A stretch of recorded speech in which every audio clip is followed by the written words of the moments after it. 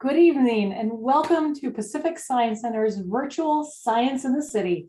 I'm Zita Strickland and I am pleased to be your host for tonight's virtual Science in the City talk, Broken Links, Disparities in Predicting Disease Risk. All right, tonight's event is presented by First Tech Federal Credit Union. First Tech is committed to supporting the next generation of leaders, thinkers, and innovators and has been a longtime partner of PacSci. Joining us tonight is Ingrid Van Veen, Account Manager at First Tech. Ingrid, welcome. Thank you, Sita, and good evening. I'd like to take a moment to thank PacSci for a partnership. First Tech is a not-for-profit organization with a people before profit philosophy, and we are excited that we can sponsor events like this. One of the reasons that I joined First Tech is because we give back to the community and our members. As Sita mentioned, we direct our dollars and volunteer time to organizations that support education, research, and innovation. You are also part of that stronger and healthier community. So if you like to learn more about being financially healthier, check out the financial education on our website. If you have questions, feel free to reach out. We are here to help. Thank you and enjoy the evening.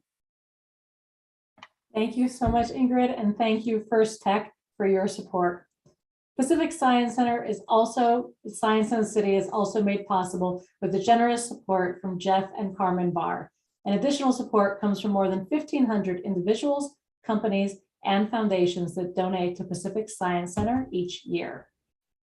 After tonight, this Science in the City will remain viewable on our YouTube page, along with many of our past Science in the City talks. Pacific Science Center looks behind the scenes and short peeks into many STEM careers in Seattle.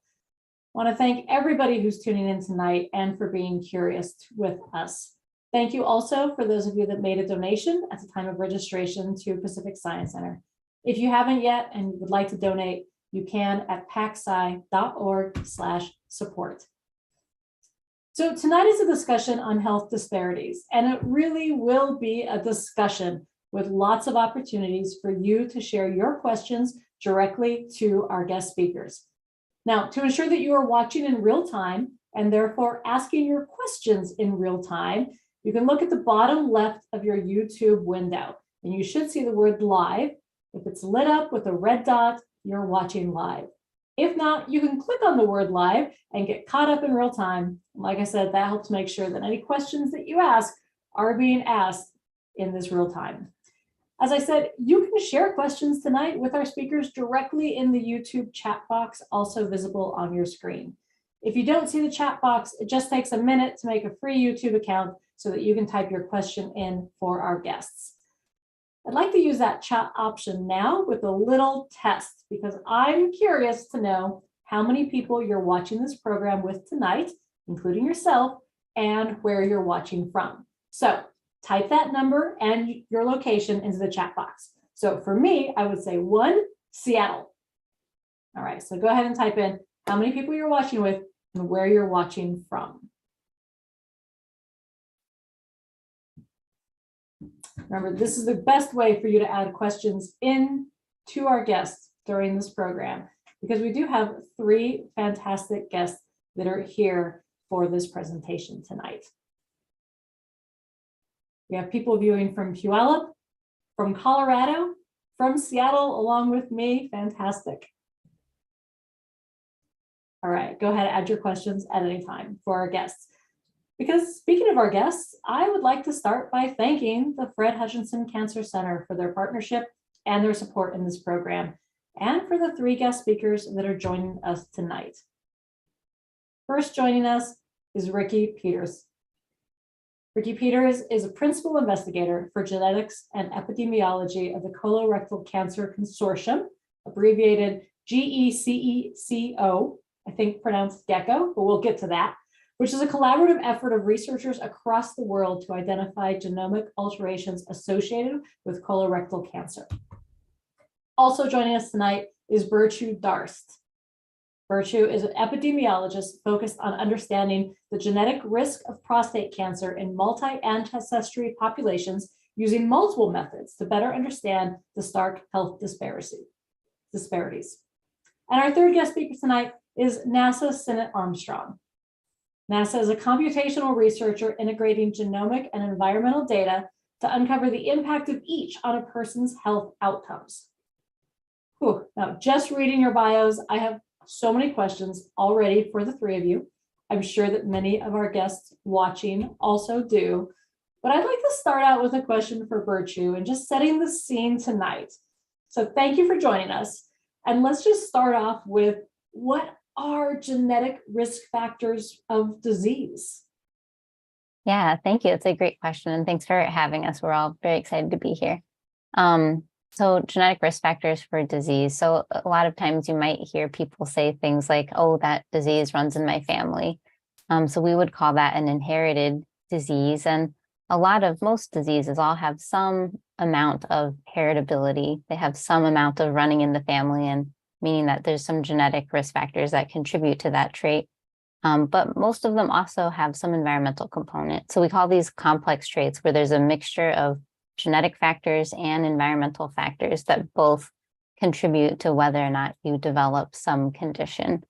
So if you carry a certain genetic risk factor, that might mean that you have increased risk for a certain disease that genetic risk factor may be associated with. And there's also a few different types of genetic risk factors. And I just want to mention a couple because we'll probably talk about them today throughout our discussions. You can have common genetic risk factors, meaning that this genetic variant is fairly common in the population. But if it is fairly common, then it probably has a pretty small effect, or a very small increased risk of disease if you carry that genetic risk variant.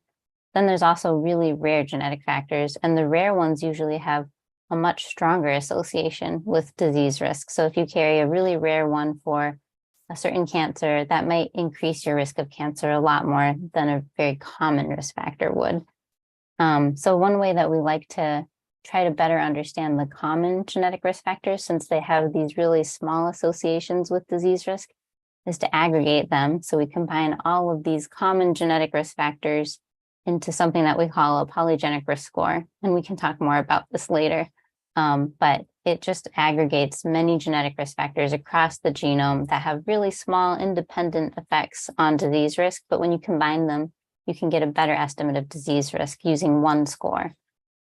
So those are some of the common ones. And then people talk a lot about BRCA2.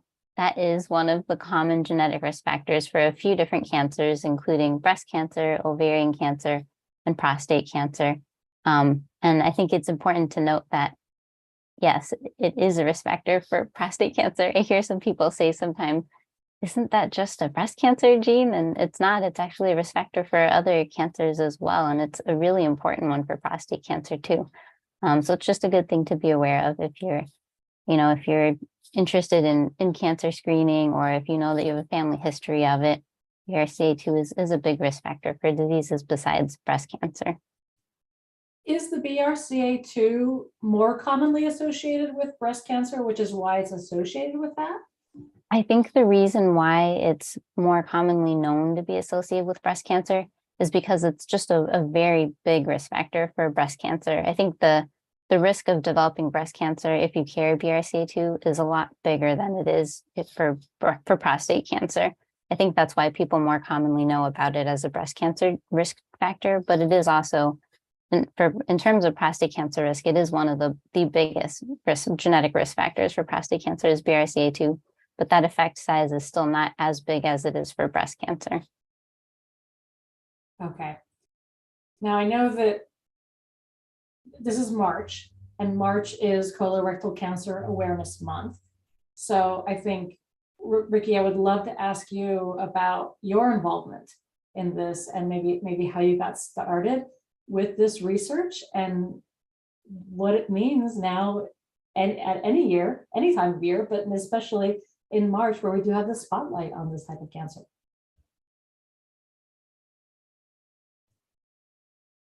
sorry. Thank you for asking this question. I'm also very excited to be here, and really thank you for inviting the Fred Hutch to come to speak at this event. So for colorectal cancer, I got involved in this research early when I was in my postdoc.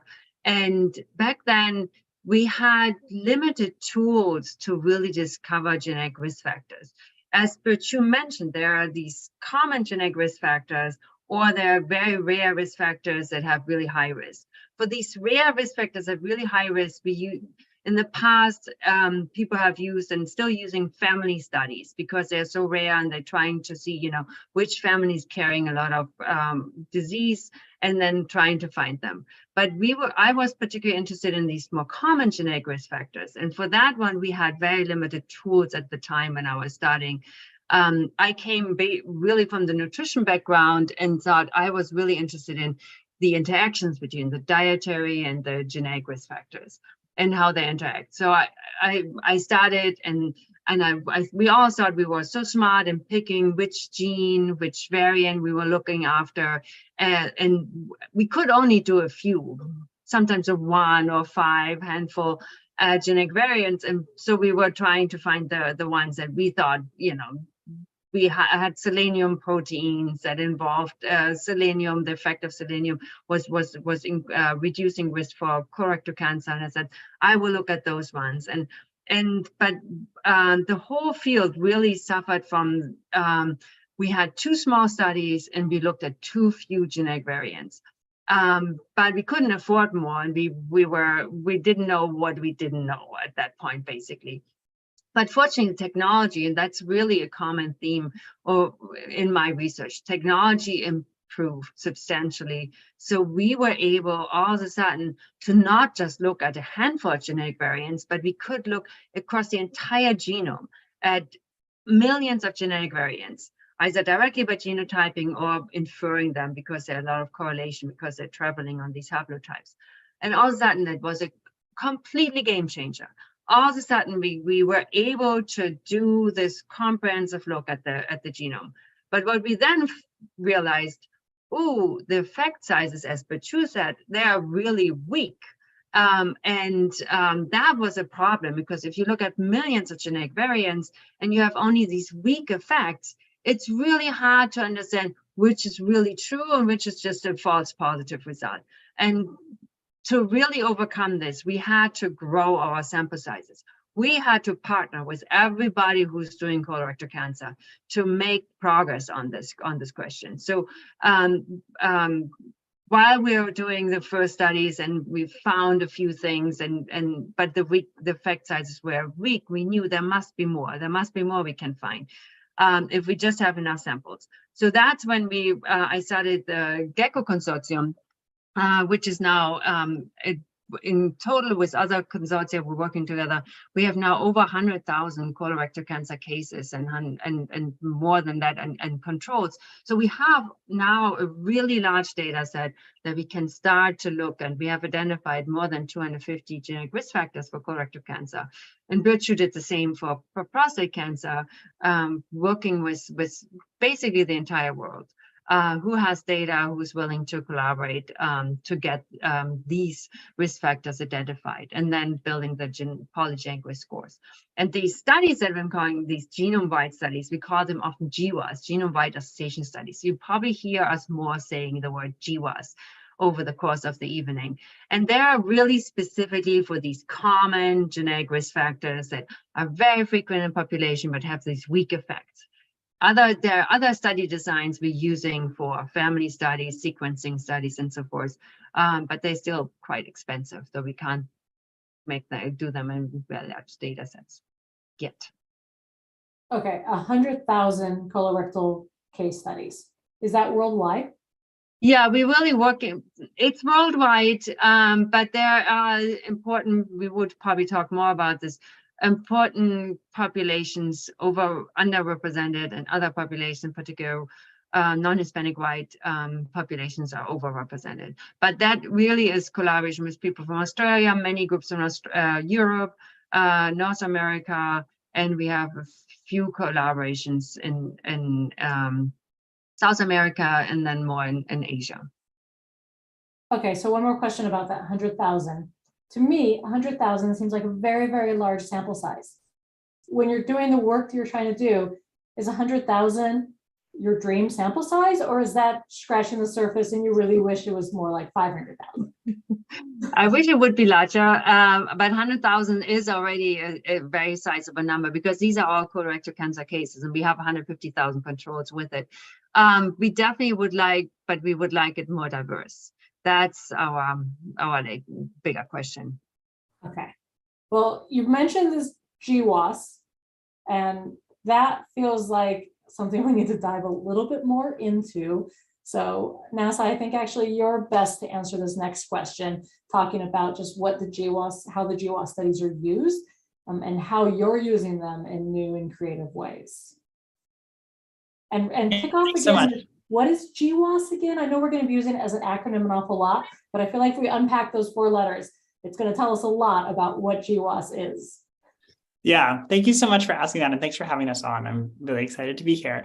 So GWAS stands for Genome-Wide Association Study, and essentially what that is rather than looking at an individual variant or specific set of genes, instead trying to look at genetic variants that cover all of the genes in the genome and considering them all together. And looking individually at each one and saying, is this variant associated with, say, colorectal cancer? Is this next variant associated with colorectal cancer, et cetera, along the entire genome? And what that lets us do is instead of trying to ask beforehand in the study which set of genes we care about, we can consider all of them and find which genes matter. So that's really cool because it lets us look at studies in 2 different ways. We can consider new types of associations that we might observe, and we can also try to use this because we're looking at all the genetic risk factors for better prediction of disease outcomes as well. So these 2 different use cases are kind of how I think about how GWAS studies are useful.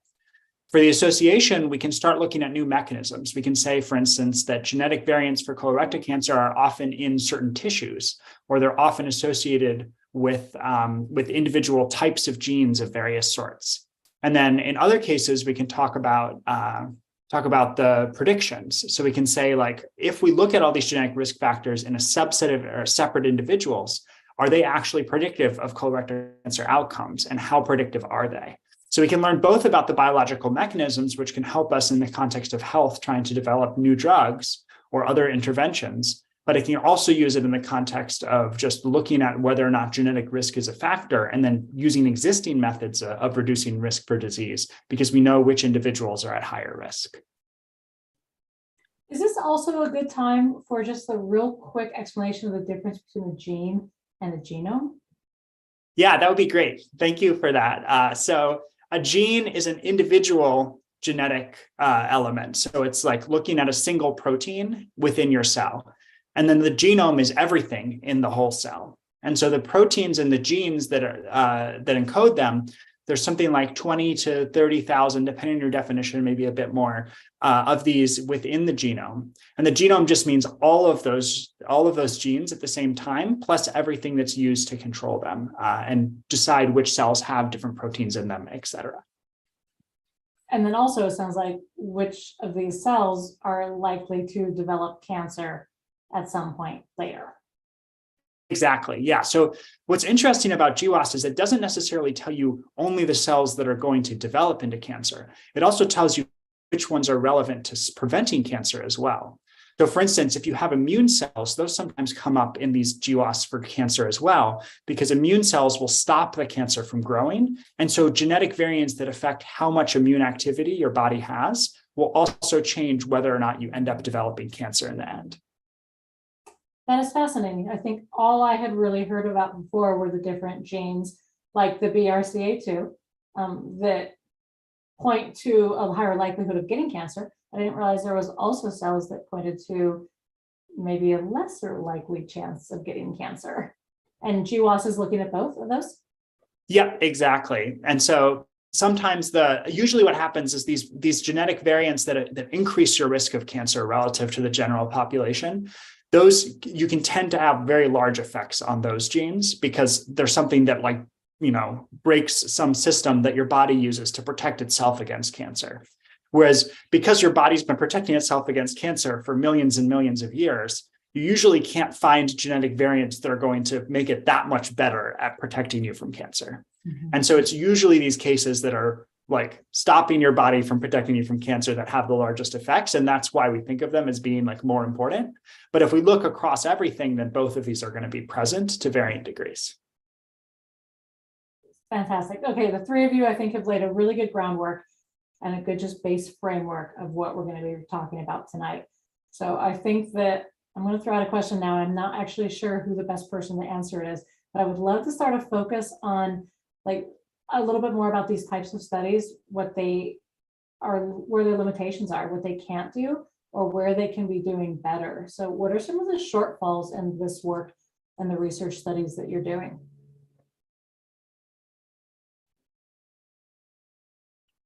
So I could start. Yeah, thank you, Riki. One shortfall is that each technology only allows you to look at specific things. So for instance, for our GWAS that we're doing, they are very cost effective, but they don't allow us to look at rare variants.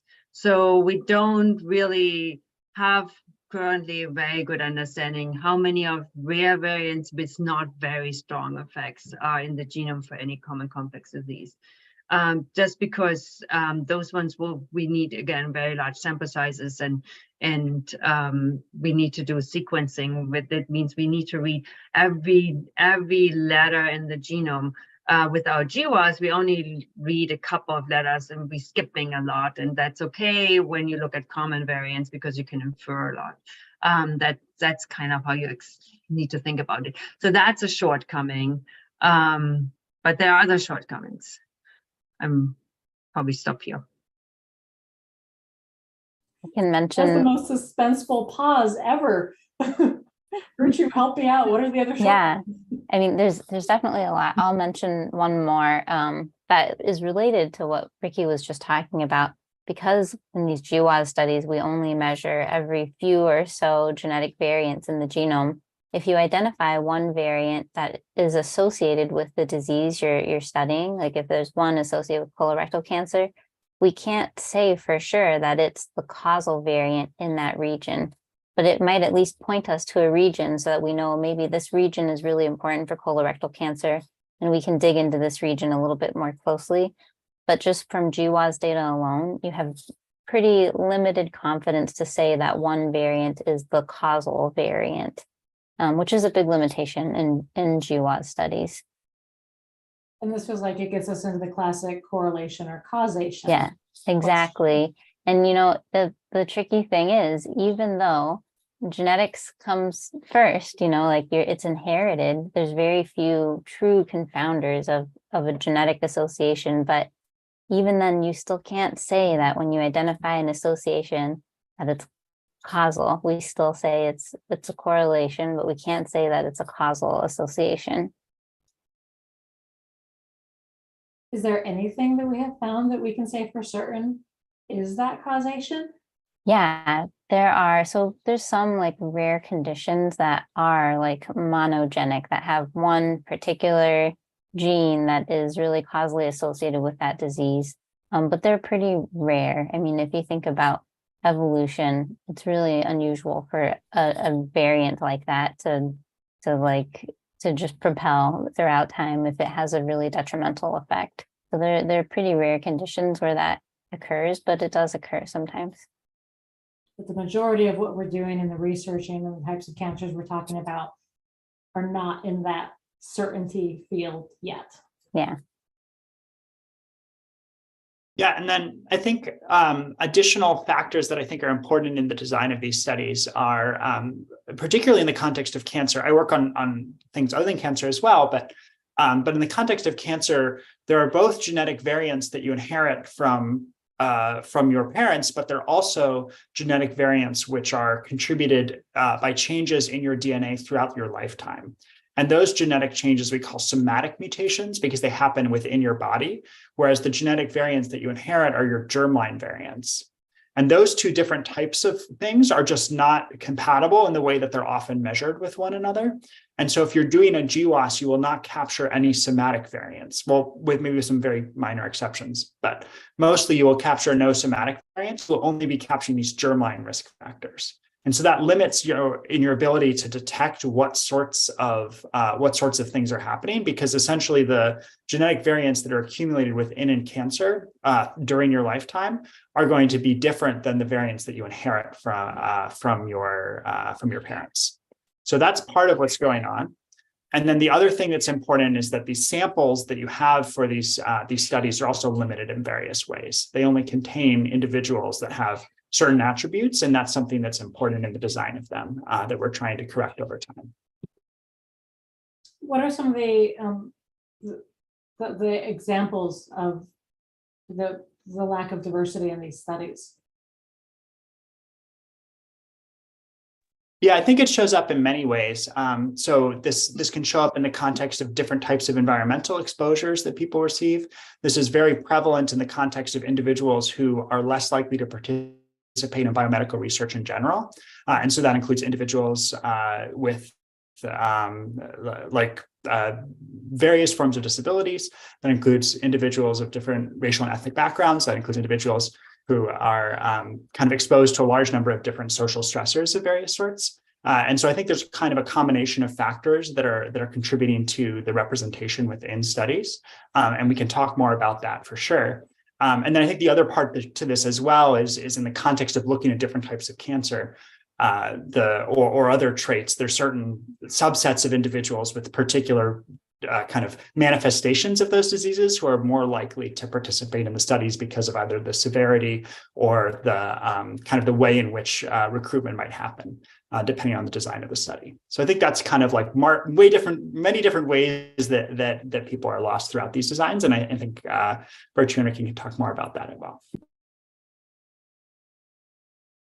Yeah, I think the lack of diversity in our study populations is probably the major limitation that I see as the limitations we have for genome vitalization studies. Certainly we have a substantial overrepresentation of non-Hispanic white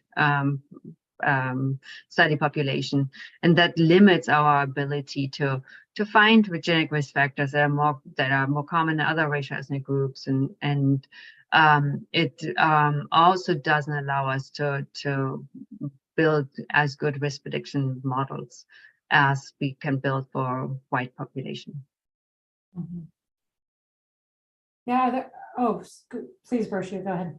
I was just going to add and build on what both NASA and Riki have been talking about.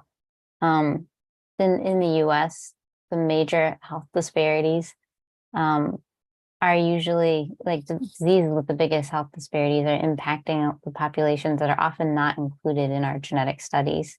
So that means that we're building these tools to better understand disease risk and hopefully prevent disease in a lot of instances, but it may not reach the populations that need to be reached the most. And that's why it's so important that we increase the diversity and representation in our studies so that we can reach the populations and improve healthcare and health of the populations who are impacted the most by these conditions in the US. What are the other implications for having this just a really extreme lack of diversity in the studies? I'm sure I have a feeling there's probably a lot more than just we're not reaching the population that is most heavily impacted by these diseases. Well, like Riki was mentioning, when we try to build these predictive models, if they don't include the populations that are really impacted the most, then they have really good predictive ability in, for instance, white populations, which are really overrepresented in genetic studies. And they may not perform as well in populations that are more ancestrally distant from a European ancestry population. There have been a few studies that have shown that to be true, that across many traits, if you build polygenic models of diseases and conditions, that the performance of these models does worse in populations that are more ancestrally distant from European ancestry. And usually you see the poorest performance in African ancestry populations, which is often where we see the largest disparities. So it's really unfortunate that that has come to be true with where we are right now in genetics research, but we're really making a lot of efforts to try to overcome these huge limitations and build models that are more predictive across all populations. That's a really great segue to talk about how do we do better with these studies? What are some of the different ways that we can use research to address these issues of disparity in studies and the lack of diversity in the study populations? Yeah, I think one of the important things we need to do, we need to recruit more racial, ethnic, diverse, and in other ways diverse population into our studies. That's the one of the most important things for us as researchers to increase diversity. There's also many other things happening in terms of trying to develop better risk prediction models through statistical methods that can take also smaller sample sizes, different diverse populations, by bringing them all together and helping with statistics and also with functional genomics data and so forth to overcome some of this. But there's it definitely is an important step to really increase the diversity of the study population, and that definitely requires building trust with the populations that we like to incorporate into our studies, and it takes time. That we need to understand that we, building trust takes time, and that we trying to get enough funding from the funders, our main funders, the National Cancer Institute, and that is always difficult, but we definitely have to try very hard to do that. And I'll just add to that. I think, as we're kind of in this transition now of realizing how important it is to include diverse populations, we're also getting this feedback from our funders. Our funders only want to support research if we can really show them that we're going to include diverse populations, because in the past, a lot of research has been funded that was really limited to white populations. So now that our funders are making it pretty clear that needs to change now.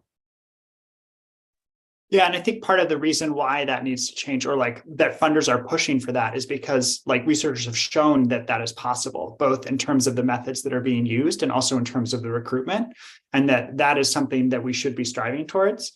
And having those opportunities available to show that we can actually do this is something that has made it much easier to say no to studies that don't. That's such a great example of that being changed also at the funder level, and how important that is to address the overall systemic approach to it, and not just relying on individual people in individual studies to make a choice to put their research in that direction. So that's interesting that we're seeing that change in funding streams as well. Are there specific methods that you have to use to bring in the different populations that are currently pretty dramatically underserved by the medical and the research systems? And which of the different approaches do you know of that are currently in your own studies or at the Fred Hutch? So one approach is to do community participatory research, where we're really trying to get the community better involved into our research. And there's some really nice examples that investigators at the Fred Hutch and across the country have tried to use, where they, starting with the research question, what are the important research questions? What are you interested in as a community interested in? And building with input from the community, studies that address these questions, where we have a community advisory board, where we go out to the community and ask them, throughout development of the study, what works well, how do you find the questionnaire, things like that. So those things are working particularly well. They take time to build trust, and so that is, we have to recognize this, and we have to understand that. Yeah, and I think like in addition to this community-based work, which is a critical component of like both doing work that is effective at bringing in populations who are underrepresented in biomedical research, but also like doing that work ethically, in my mind. I think that the other major component of this, of course, is that like the kind of like digitalization of a lot of the work that we're trying to do right now has made it possible to ask far fewer questions and make the actual recruitment process far simpler.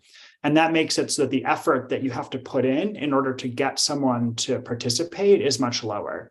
So rather than having somebody come into a study like people had to in the early 90s when they were working in trying to contribute to areas like this and spend the whole day answering questions and getting all these measurements and doing all this stuff, instead, it's much easier now because a lot of the work that we have is integrated with electronic healthcare record systems and other ways of kind of collecting these data or have been annotated in different ways. And so rather than having a whole day process to try to participate in this work, instead it can be, something that's short and done at the time of a doctor visit or some other kind of integration with where researchers can reach out and try to get participants for the work that they're trying to do. I'll also add in prostate cancer. So in prostate cancer, in the US, the men impacted the most are men of African ancestry. Incidence and mortality rates are very high among those men. So we've also, many people in prostate cancer have built collaborations with a lot of different hospitals and research centers in Africa to try to recruit more African ancestry men and better understand prostate cancer risk in different African countries through collaborations with investigators there. And that has been a really good way to better understand genetic risk in Africa as well. I can also give an example from my research. I was approached by investigators who did diabetes research in Alaska,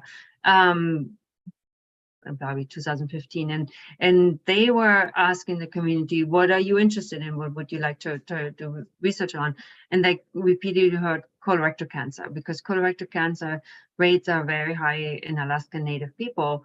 That is often not known, and it wasn't known to me at that point, because the rates are often reported together with people from Native American people. So, and they tend to have a little lower rates than the US average. So the Alaska Native were kind of hidden in the larger group of American Indians and Alaska Native people.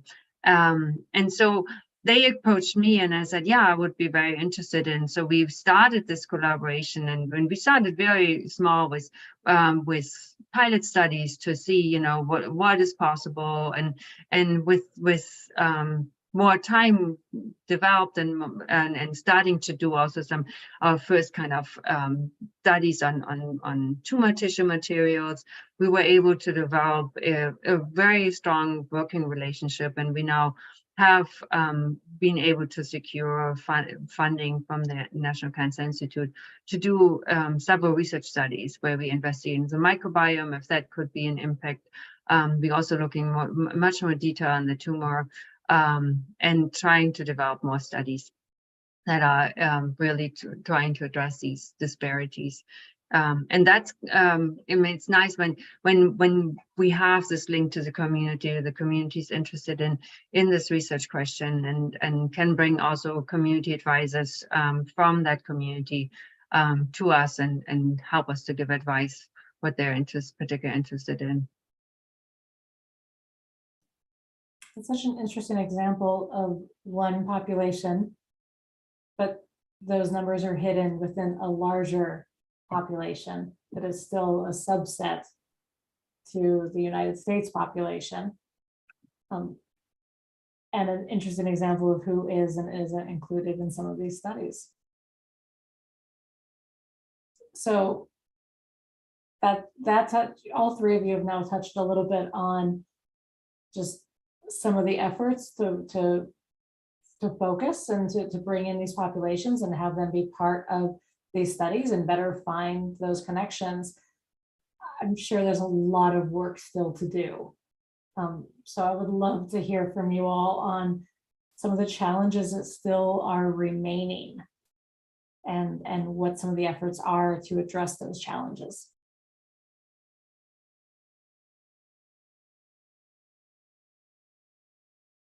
Simple question, I know. Very easy to answer.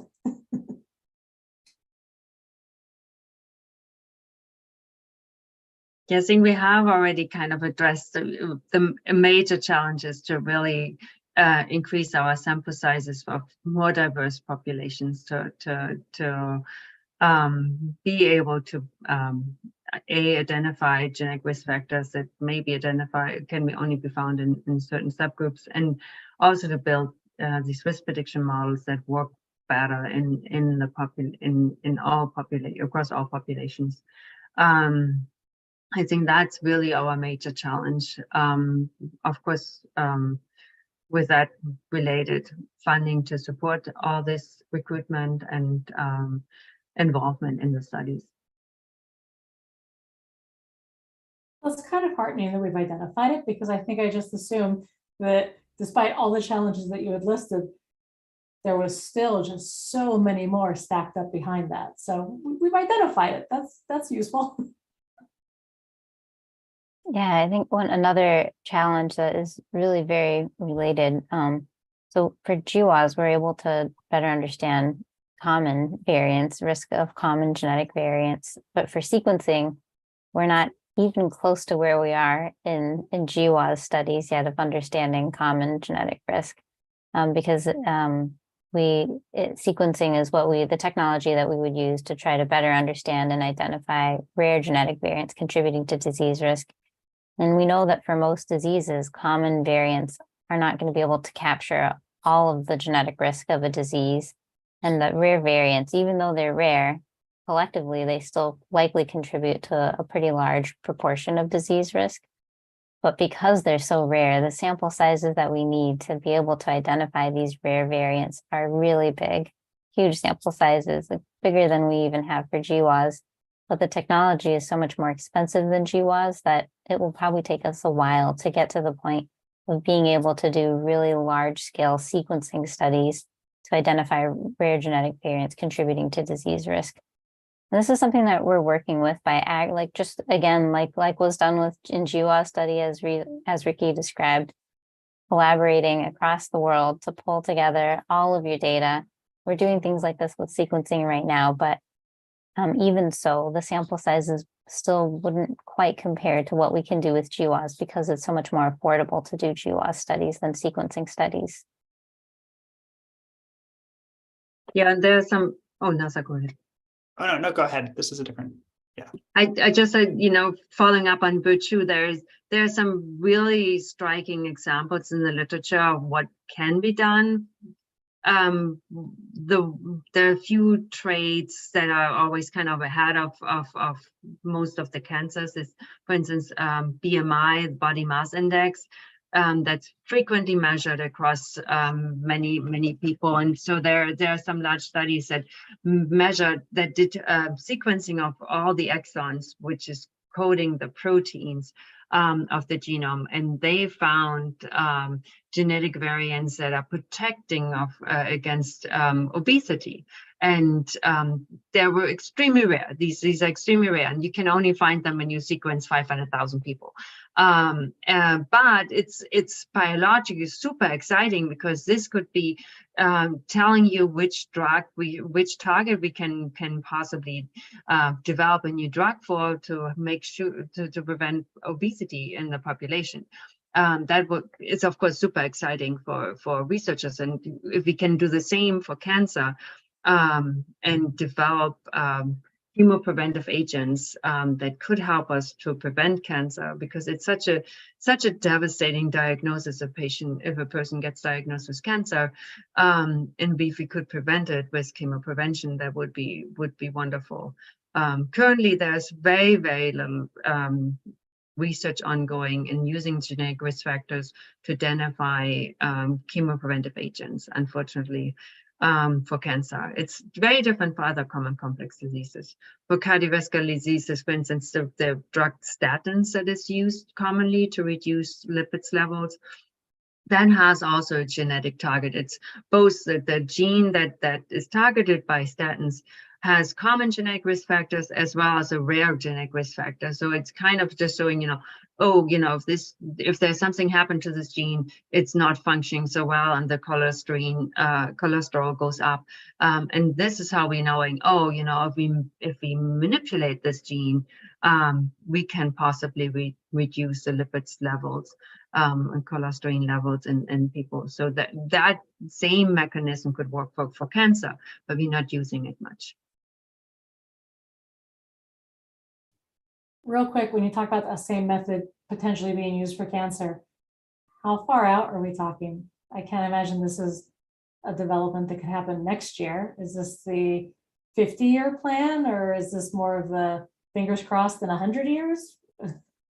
That's a very good question, and I don't know the answer. What currently happens, usually industry is very interested in developing these chemopreventive agents, and that happens for statins and for obesity drugs and so forth. But for cancer, there is not much interest. There were some major failures, quote unquote, and that's usually what happens, try and errors in 10, 20 years ago, where they were trying to use some drugs like COX-2 inhibitors and some other hormone replacement therapy, and they showed opposite effects, or some nutrient supplements. They sometimes increase the risk for cancer, and so there's not a big appetite from pharmaceutical industry. So I really think that the National Cancer Institute needs to invest much more in chemoprevention, because we know to really get to the goal to reduce cancer, we have to start with the prevention. We cannot just work on treatment. There's a lot of happening in development, better treatments, and that's of course important. It's very important to develop better treatments, but it's also really important that we're working more on the chemoprevention side. We know a lot of non-chemopreventive interventions, but they're hard. They're hard to change your diet for a long time, to be physically active, to stop smoking, and so forth. So I think that just needs to be a multi-pronged approach, and there we have a lot of good findings that we're hoping can help us to identify new drug targets. Mm-hmm. I have a follow-up question about what you were saying with the statins. Statin. That's the one. And are you finding that those with high cholesterol are also at a greater risk for the colorectal cancers?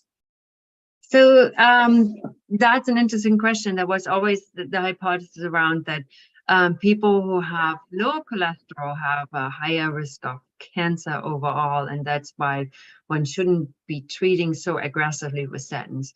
But that's now getting very complicated, because it's been de-randomization studies. We can use these genetic studies also to tell us, is it, building this, we have a genetic risk factors for cholesterol, and if we can see if that is linked to cancer, then we can say, yeah, there is probably a link or not, and it doesn't look very strong so far. So what we have seen, so from the genetic studies, we don't see that there's a strong support that cholesterol is linked to cancer.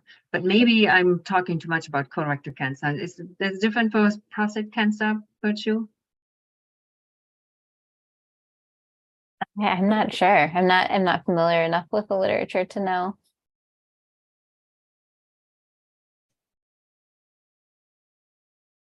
There is, I think what's striking me the most right now with everything that you all are talking about is there is so much variety. There are so many different types of cancer. There are so many genes and genomes. There are so many different populations. I'm looking at you, NASA, with your computational modeling, because the data sets that you all must be working on are huge and have so many variables that need to be isolated and controlled for, and looking at relationships of. Am I imagining your job and what you're doing a little bit? Yeah, I mean, it's about half that, about half applying for all the data, but it works out about the same in the end. Yeah, certainly it's a lot of analyses of like looking at all these different factors and trying to understand which ones matter in different ways. And I think that also like ties back to the importance of this community-based work, because oftentimes people have life experience that helps understand the risk factors that we're looking at and know better what relationships might matter. And using that knowledge as part of the process is important. And I think the ways to do that include, this is kind of like what challenges still remain, to stay on that question to some degree, is like, I think part of what we're doing now is we're trying to increase the kind of diversity in general of the people who are participating in this work. And of course, like there are similar issues with the people who are doing this work and doing the research itself.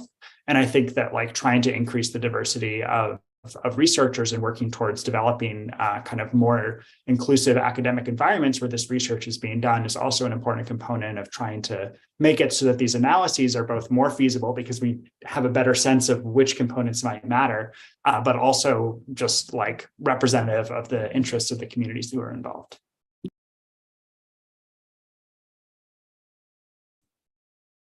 So we've talked quite a bit about some of the different risk factors and some of the different populations.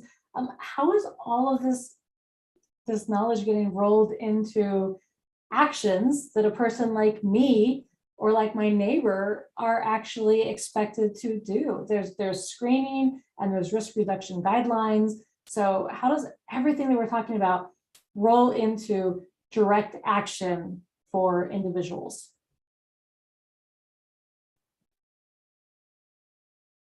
I can give some examples in prostate cancer. Most of my research really focuses on disease prevention, trying to understand risk factors for prostate cancer. And in terms of prevention, men who carry BRCA2 variants and men who carry a particular variant in HOXB13 are recommended to start screening at age 40, prostate cancer screening at age 40, or 10 years prior to the youngest prostate cancer diagnosis in their family. One of the tricky things about that recommendation, though, is that how do you know if you carry one of these risk factors? Like you probably would only get genetic testing if a family member was tested because they had prostate cancer. So they decided to get testing to learn more about it, because we don't have broad genetic testing in a whole population. So it's a little bit, I think in the future, maybe one day, like it could be part of your electronic health record that your genetic information is on record and they can use that to say, oh, I see that you carry this risk factor, so we're going to start screening for this at this age. That's kind of a futuristic idea of how it could be used. But right now it's kind of broadly for men who, if you know that you have a certain risk factor, then you could start screening a little bit early. But I'll just point out that that's pretty limited. It's only for men who carry variants in BRCA2 or HOXB13. There's way more prostate cancer genetic risk factors than just those two, but those are the only two that are currently recommended. So in the future, we're really hoping that the research that we're doing can broaden those guidelines to be more inclusive of men who carry other factors. And one really nice example, I think, is the particular variant in HOXB13 that is recommended for screening is a European ancestry specific variant. It's only in Scandinavian populations. There's a similar variant in HOXB13 that's only found in African ancestry populations, and it's associated with more aggressive prostate cancer risk, and it accounts for a pretty large amount of the genetic contribution of prostate cancer, but that one is not currently recommended. I think modifying the guidelines to include that would be more beneficial to a larger group of individuals than the current guidelines are beneficial to. So there's a lot of things I think we could do in the future to improve prostate cancer screening guidelines. And then in terms of treatment, my research doesn't really focus as much as on treatment, but there are some men who have metastatic prostate cancer are usually recommended to get genetic testing, because if they are found to carry certain genetic variants, mostly just in BRCA1 and BRCA2, then they might be better off with a different type of treatment. So they do get genetic testing, and that will inform the treatment that they receive. But we know that there are other variants besides, or other genes besides BRCA1 and 2 that are associated with really aggressive disease risk. We don't really have as much information about treatment response. So that's kind of a future area of research that could be looked into more to see if there's ways that we could better inform those treatment guidelines.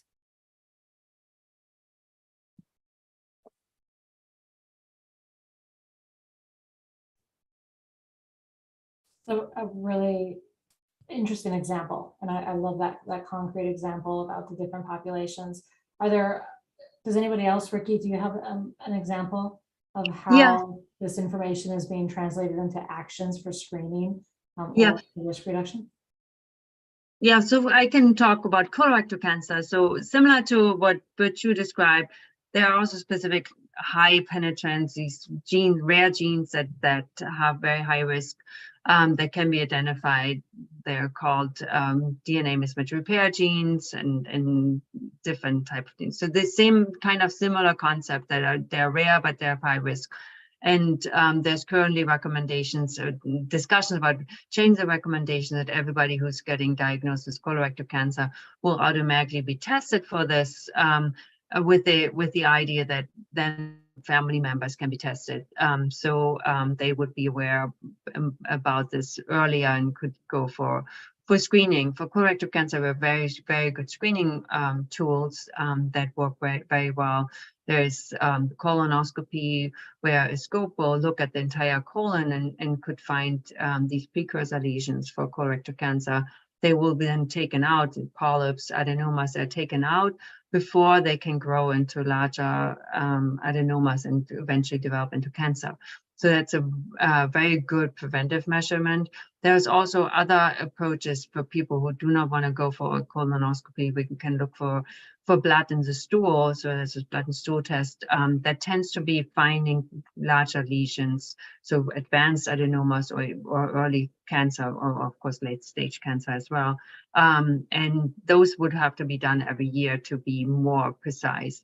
But the colonoscopy tends to be more of also a preventive measurement because it can take smaller lesions out. So we have this wonderful approach for screening, but we are far away from the goal to at least get 80% of the population screened. Currently, about 2/3 of the population who are eligible for screening are up to the screening guidelines. We recently lowered the starting age for screening to the age of 45 because colorectal cancer in early age, before the age of 50, has been rising for the last several decades. And because of this increase, the US Preventive Task Force has decided to reduce the screening age from 50 to 45 for men and women. And that just happened recently, and now we're trying to catch up with screening everybody between 45 to 50 as well. And then what we are trying to do, as we described before, we have these many common genetic risk factors we have identified, and we're building these risk prediction models with them. So we're predicting who has particular high risk and who has lower risk, and most people are not aware about this. And so that we can identifying those at higher risk that could benefit from earlier screening and more frequent screening. And we currently have submitted a grant application to do a trial where we can test if people would be interested in this, and if people would go, if they know about their higher risk, if they would go for more frequent and earlier screening. Because it's always, a screening test is only as good as if it's done. So people really have to take it. If we can increase people, particularly those with higher risk, to go for earlier screening, that can be beneficial. We don't have these polygenic risk scores. Genetic testing is not approved as a tool to increase screening or to risk stratify people. That's something that we showed already with cost-effective analysis that we're doing with investigators from different institutions, that it can become cost-effective if we would do it, but it needs to be then also adopted into the clinic. And that's hopefully not decades away, but hopefully more years away to get there.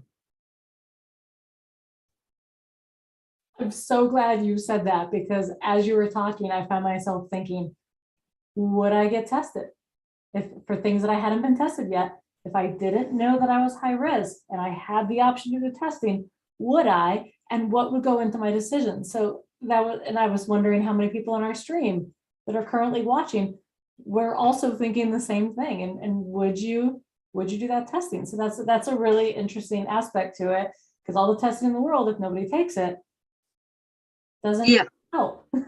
And it's really important for it's genetic testing is so complicated and it's so hard for people to understand, but it's really important to understand that there's different genetic tests for the same disease. There are these tests for these rare variants that have often very high risk, but they're very rare in the population. There's only a small fraction of our colorectal cancer cases can due to these rare variants. And then there's this common genetic variation that we can also test. And if somebody says, yeah, I've got genetic tested, most people don't know which test they took because it's too complicated. But that's something that we really have to educate everybody, that they understanding what, and our knowledge changes also. That's also, if somebody got tested 10 years ago and they may got a variant that nobody knew if it increased risk or not, maybe by now we knowing that it's increasing risk and we would give you different information with the same genetic information we would have. That's something to also be aware of. I want to remind everybody who's watching that they can put any questions you have of any level about anything that we're talking about, or about our guests' individual's path into science and into the research that they're currently doing, into the chat and the YouTube. Type in any question you have there. We'll ask of our guests, and we'll keep being curious together. Burcu. Yeah, I just wanted to mention with regards to polygenic risk scores in particular, thinking about screening, because there aren't really guidelines, since it isn't it's not a traditional or standard part of screening for cancer or any traits really right now. There are these limitations about polygenic risk scores tending to do better in European ancestry populations than other populations. So I think another thing that we really need to think about in terms of like clinical implementation of polygenic risk scores is what do they have the potential to exacerbate health disparities that already exist? What would the uptake be? Like, aside from how well they do and how predictive they are, if they were implemented in a clinical setting, would everybody uptake them equally, or would some people not want to use it? Or would there be barriers that some people face that other people don't, that could increase these health disparities? So I think, aside from the research that we do and in terms of like trying to discover genetic variants and make these really good predictive tools, I think we need to pull in other researchers as well that do more research on ethical, social issues to make sure that the research that we do and that these tools that we hope to create would not exacerbate health disparities, and that they really would be beneficial to everyone. So just with this question, this discussion, we've gotten now into the social aspects and talking about just larger society and communication. Really opens it up to so many fields of study. So NASA, I'm going to ask you possibly the broadest question of all. What is your dream project? If you had all the funding and the time to tackle a dream project that you could pursue that could address some of these challenges and your own curiosity, what would you do? Wow, I think that's really hard. It kind of depends on when this is happening and like how those pieces fit together. But I would say, like, I don't know. You can have more than one answer.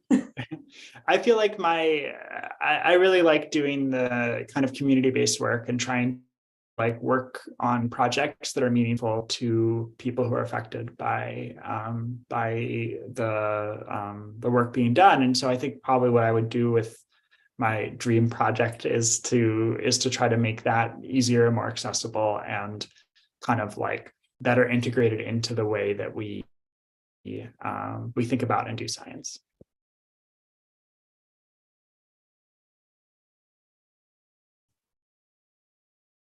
Riki or Burcu, do either of you want to tackle that question? What is your dream project that you would love to pursue? Yeah, I think the one that I would like to pursue, it's a dream because it's not a super feasible one to do with regards to prostate cancer.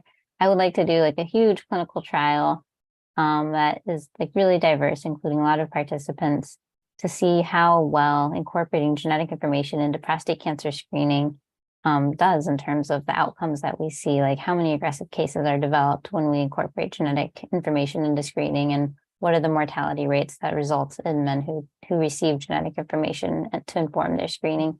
It's a lofty idea because men can live for a very long time with prostate cancer. So we'd have to follow them for decades to know what the outcomes were really, and that would make it an expensive and very time-consuming trial that may not really be feasible. But I think something like that to really better understand how useful is genetic information for prostate cancer screening. I would love to do something like that, something along those lines.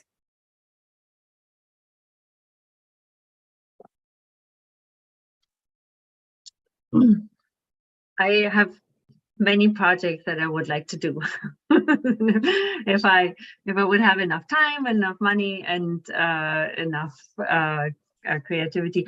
One project is certainly expanding much more on the research questions that the Alaska Native people are asking. Why is it that they have such high rates of colorectal cancer? And really do a holistic approach in terms of, really understanding what they're thinking, what the risk factors are, and doing a broad assessment and bringing in a lot of different ways to measure different risk factors, but the built environment, the overall environment exposures. Alaska is a huge area. There have over 700 military sites that are often abandoned, and there's a lot of toxins left behind. There are other environmental pressures. There's certainly a very very difficult different life with a short daylight during the winter and very long daylight during summer. There's of course the genetics. That's a question that the Alaska Native people have. Is it in our genes that increase our risk for colorectal cancer so dramatically? And so that would be very. I would be very excited to do that project. I would also be really excited to take more of the genetics for colorectal cancer in the same vein that Burcu said, really better understanding how can we integrate it into what we're currently doing to increase people's uptake in screening so we can prevent more colorectal cancer. Because I'm really interested also in chemo prevention, and I think there's much more opportunities for cancer. So to build a dream team that can really take these findings, identifying the drug targets, do all they're now be doing this kind of large drug screens and develop the preclinical studies to see which ones are most promising, and then develop chemoprevention drugs that could prevent cancer, because it's such a devastating diagnosis, and it would be, if we could save people from going through treatment, that would be very exciting. That's a great list of projects, and my fingers crossed for you that a funding source and an opportunity will open up to explore some of those, because it really would be life-changing for so many people around the world. I appreciate that large approach that you're all taking, and really looking at the overall holistic and the factor of time and location and environment. And again, it just goes back to there are so many variables that exist. We do have a question that's come in from the chat that I'm going to ask you now, which is about companies that do the ancestry data work, and they make suggestions about health. I'm curious, do you have familiarity with those, and are there suggestions about health accurate, and do you or the Hutch partner with any of them?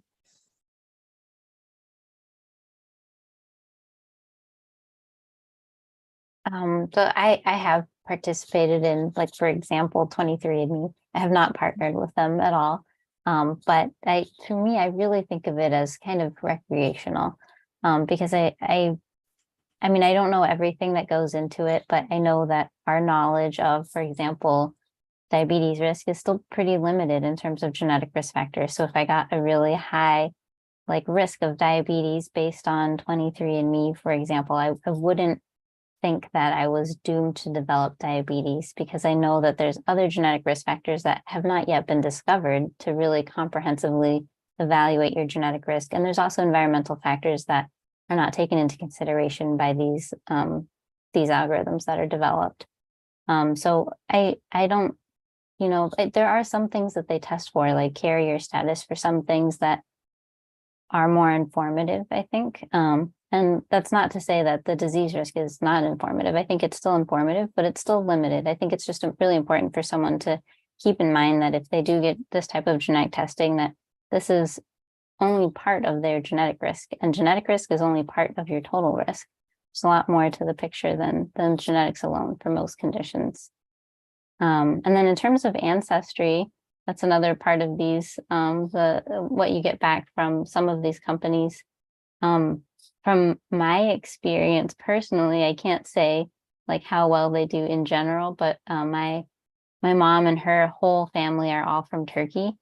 And when I got my ancestry results back, I was 49.9% Turkish specifically. And they even pinpointed somehow the region that my grandparents are from. So they must have just happened to have a few people from that region or something in their reference panel to do that. But for me, it seemed to work pretty well in terms of my genetic ancestry, which I thought was kind of cool. Really great question for everybody listening in on the YouTube as well. If you have done one of these the ancestry tests, how accurate did you find it, especially against the factors that like where your family might be from? Riki? Yeah, so I have also done 23andMe very early on, because I wanted to see at that time they gave a genetic risk score for colorectal cancer, and it was really early on. It was based on a handful of genetic variants. And then, FDA said, you can't do this to 23andMe, and they stopped reporting on those risk factors. They started then slowly to do more kind of recreational factors. If you are a long sleeper or you a fast runner, things like that.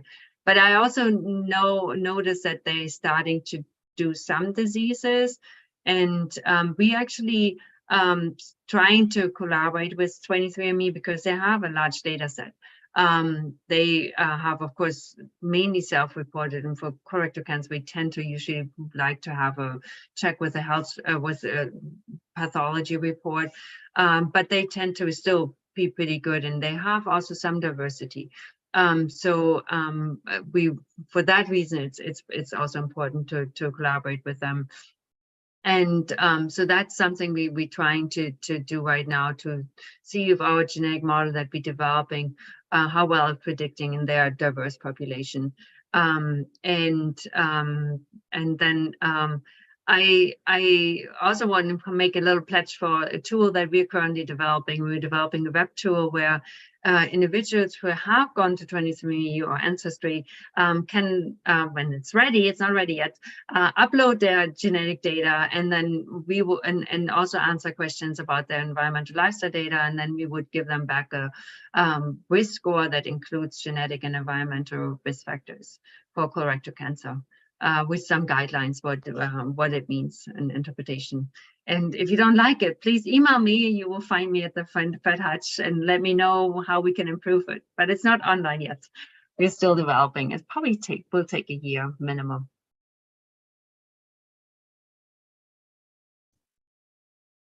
Excellent. So mark your calendars. You definitely have provided a lot of food for thought. I'm thinking about so many different factors of risk. I've actually never taken an ancestry test or a 23andMe. I'm a little more intrigued now. And I think that also thinking about what questions I should be asking of my doctor, and what questions maybe I haven't been asking in the past that perhaps I should be in the future. So it's definitely got me curious. At the Science Center, we are very curious. We love curiosity. So I actually would love to just end with a question for all of you, starting with NASA, about what are you curious about?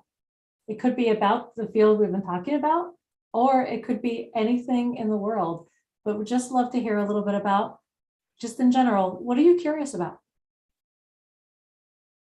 I feel like I'm curious about like all sorts of different things. So I don't know really how to narrow it down. I feel like there are, I don't know, I just find the world really fascinating and beautiful. And I am like, yeah, I feel like there's just like so many different places and like opportunities to like interact and like try to experience things. And I feel like I'm curious about most of that. And yeah, I don't know. That answer feels so much like 2 days after daylight savings time has started. The world just seems a little bit brighter. Riki, what are you curious about?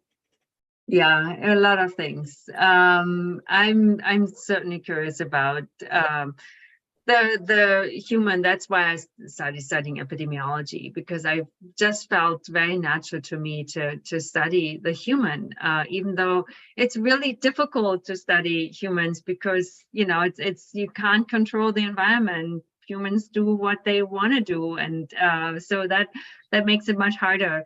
But it's also, I feel like, very satisfying to do this type of research and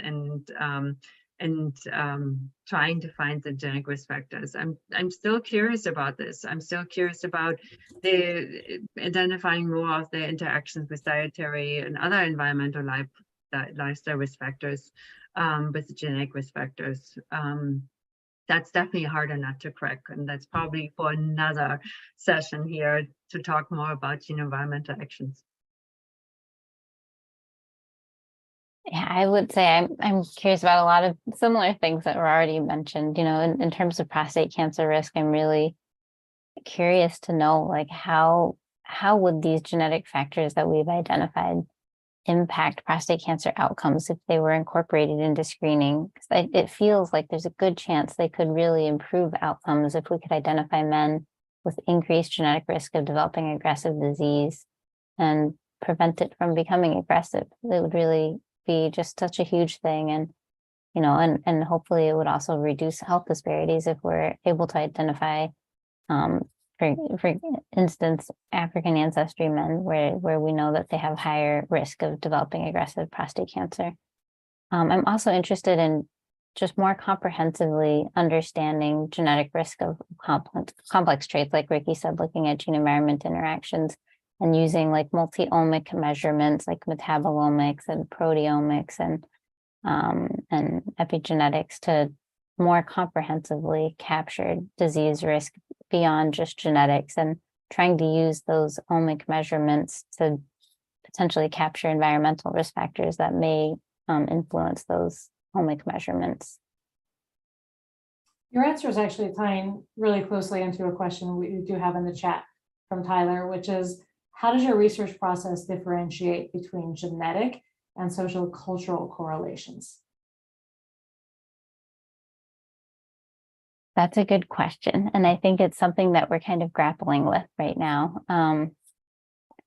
With genetics, we always hope that it really is like a truly independent genetic risk factor. But I think something that we're realizing is that genetic associations can be impacted by a lot of social cultural factors that we aren't accounting for. So I think this is something we're still really learning how to account for better. But I think that is something that potentially, we talk often about doing kind of context dependent analyses to see, like, is this genetic risk factor a risk factor in a population with this stressor or without that stressor, to better understand, like, is there some broader context that we're missing? And I think that's something we're still really kind of early on in learning how to better understand.